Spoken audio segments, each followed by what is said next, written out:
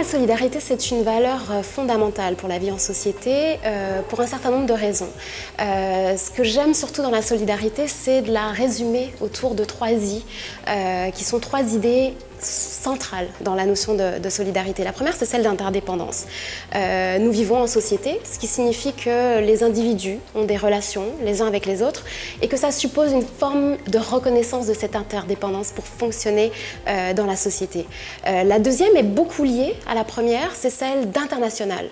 Souvent, on a tendance à se soucier de son propre milieu, éventuellement de sa propre société nationale. Par contre, ce qu'on oublie souvent, c'est que la situation dans laquelle on est fortement lié à ce qui se passe aussi à l'étranger. Donc pour moi, c'est très important de rappeler à chacun qu'on a le devoir, la responsabilité de regarder ce qui se passe ailleurs et de se sentir solidaire des défis auxquels sont confrontées d'autres sociétés. La troisième idée, c'est celle d'intelligence collective, donc troisième I, qui est importante pour déjà prendre conscience de notre interdépendance, pour se tourner vers les autres à l'échelle internationale et pour activer la notion de solidarité, parce que ça va au-delà du concept, il faut le mettre en pratique. Et une fois que la solidarité est mise en pratique, je crois que l'ensemble de la société s'en porte mieux. Parmi les acteurs qui luttent en faveur de la solidarité au sein de la société, il est essentiel de mentionner le travail acharné des mouvements sociaux. Le professeur Johnny Bogossian nous présente ce que sont les mouvements sociaux et en quoi ils peuvent favoriser la solidarité et la justice sociale dans le monde. Now let's start with the question, what are social movements? Now, a definition that I like is that social movements are collective, organized, sustained, non-institutional challenges to power, authorities, and cultural beliefs.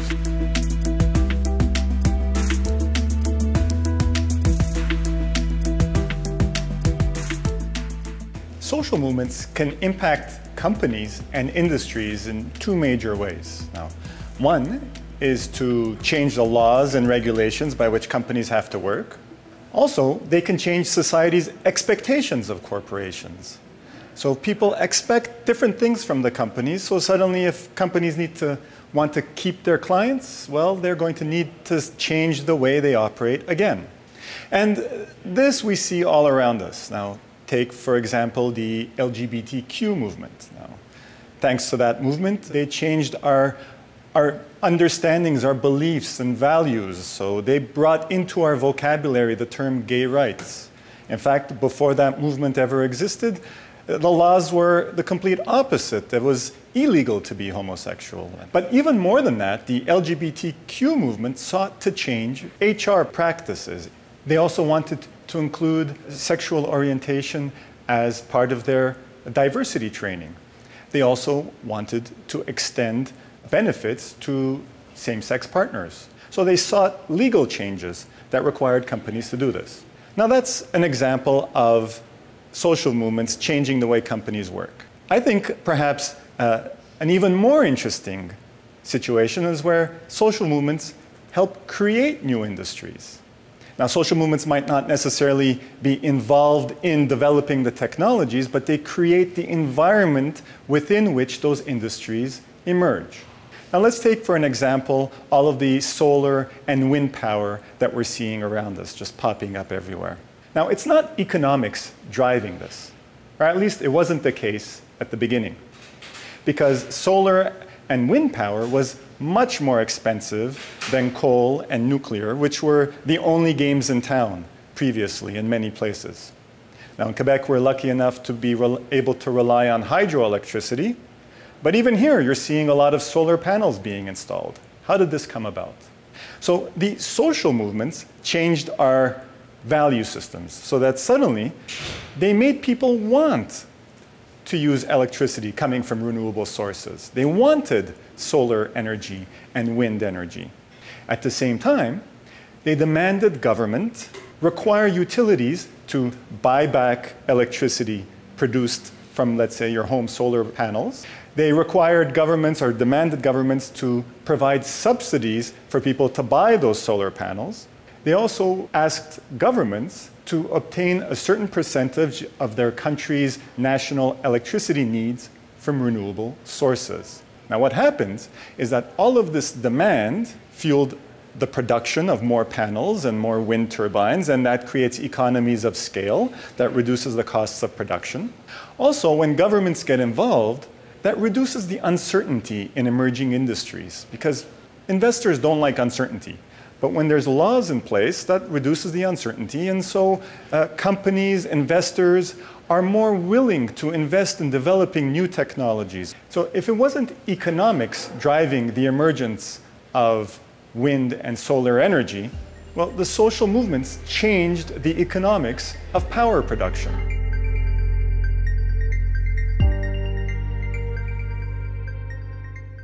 Social movements, by their very nature, help foster social justice. Now, if we think of social movements as an expression of people's desire to shape the world that they live in, that's a democratic right we're talking about. And as long as the movements are inclusive, they can only help by equalize social inequalities, help foster social justice. Now, in some cases, the movement's sole purpose or main purpose is to foster social justice. So think of the Black Lives Matter movement or the Idle No More movement. That's an indigenous rights movement. So their very reason for existing is to equalize social inequalities. So these movements are trying to support segments of society that find themselves disproportionately in the incarceral system or certain health problems or in just poverty that the rest of society doesn't have to experience. So these movements, by their nature, are trying to equalize those social inequalities. La justice sociale, c'est la capacité de pouvoir interagir avec les autres en tant que pair. Elle se déconstruit en 3 dimensions. Il y a une dimension culturelle, une dimension politique et une dimension économique. La dimension culturelle est liée à la reconnaissance, aux besoins de reconnaissance. On voit que certaines personnes, que certains groupes ont un manque de reconnaissance ou sont mis de côté. La deuxième dimension, c'est la dimension donc, politique qui est liée à la représentation, le fait d'avoir droit à la parole, le fait de pouvoir être représenté politiquement dans la société. La troisième dimension, c'est la dimension économique, c'est-à-dire la capacité à pouvoir travailler, vivre et ne pas être exploité. On avait tendance à parler du concept de justice sociale seulement en termes de reconnaissance. Il faut améliorer la reconnaissance des groupes LGBT, des minorités culturelles, des immigrants. C'est vrai, mais ce n'est pas suffisant. Il faut non seulement les reconnaître leurs spécificités culturelles, mais il faut aussi faire en sorte qu'ils soient davantage représentés. Là, ce n'est plus de la reconnaissance, mais c'est de la représentation. Et il faut aussi s'assurer qu'ils puissent avoir les ressources nécessaires, les moyens nécessaires économiques afin de se développer.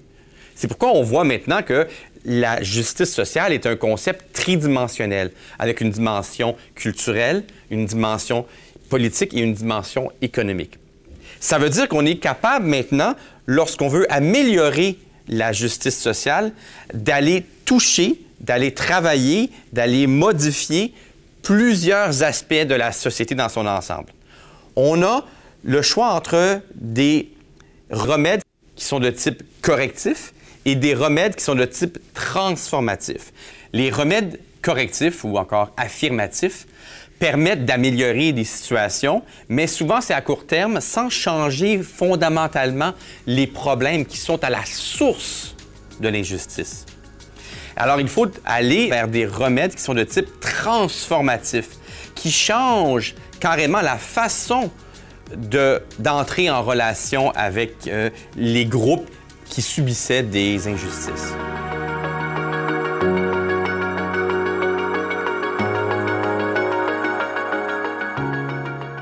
Quand on pense aux injustices sociales, quand on pense à la justice sociale, on pense souvent ça au niveau macro. La société, comment changer ce qui arrive à une minorité qui a été ostracisée. Pourtant, il faut aussi réfléchir à comment nos organisations, comment nos entreprises perpétuent des problèmes d'injustice dans leur façon d'être, dans leur façon d'exister. Un type d'entreprise que j'aime tout particulièrement, dans sa capacité à davantage promouvoir la justice sociale est la coopérative de travail. La coopérative de travail est un type d'entreprise tout à fait unique, qui n'est pas récent, qui existe depuis plus de 150 ans, mais qui est tout à fait particulier parce qu'elle favorise les 3 dimensions de la justice sociale. Une coopérative de travail a comme particularité d'appartenir à ses employés.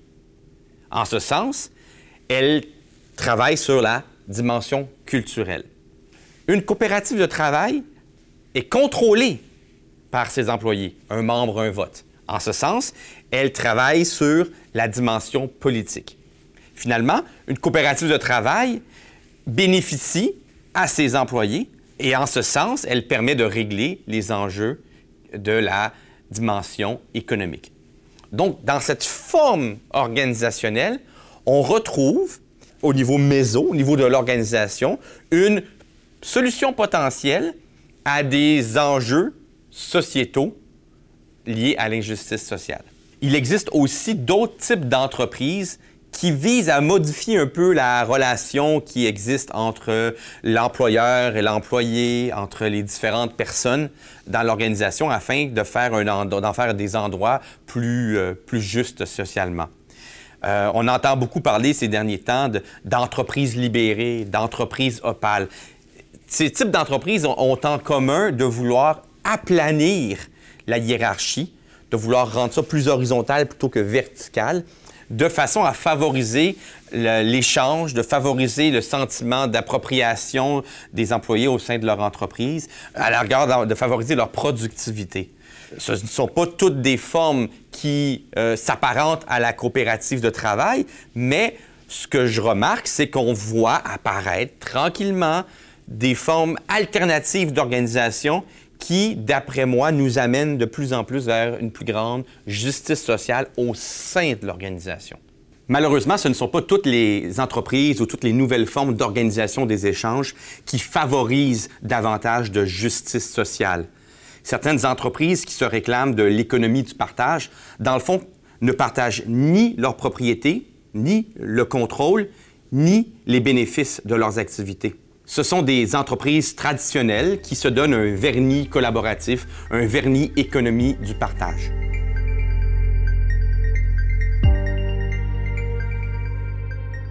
L'économie du partage est basée sur l'idée que des usagers peuvent avoir accès à des biens ou des services sans en avoir la possession.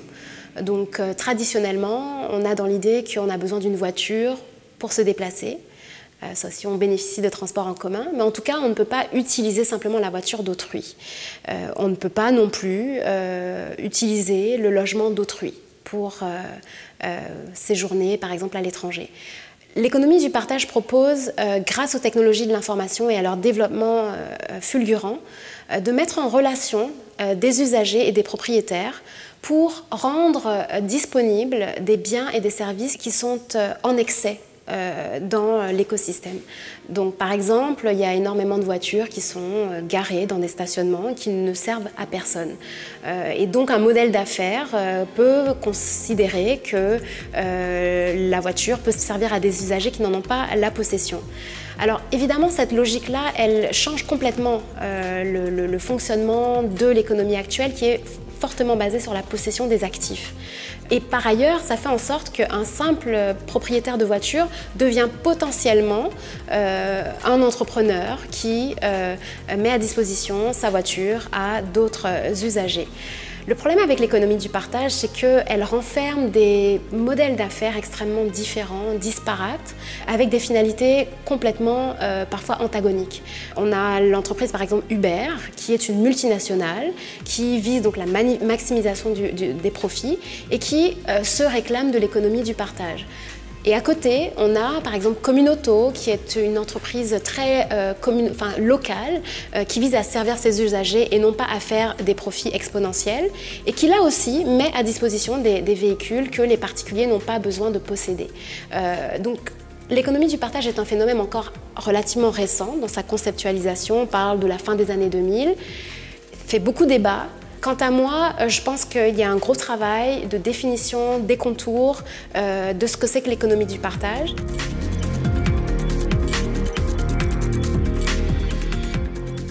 Alors pour moi, l'économie du partage, c'est une économie qui a une promesse initiale très intéressante, hein, qui est de dire qu'on n'est pas tellement intéressé par la propriété des choses, mais plutôt par l'usage. Donc ça c'est très intéressant.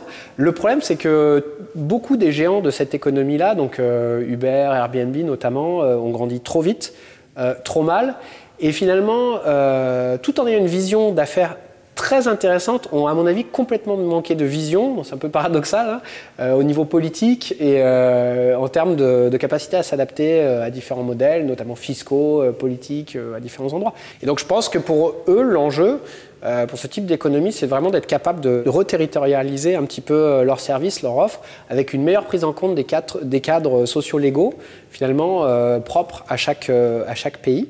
Et en fait, c'est probablement le prochain tournant pour moi dans l'économie collaborative, hein, c'est de réinterpréter dans un sens plus responsable la promesse initiale de finalement proposer l'usage plutôt que la propriété, qui à mon avis est une très bonne idée, avec aussi des perspectives d'affaires intéressantes, mais de le réinterpréter de manière plus responsable.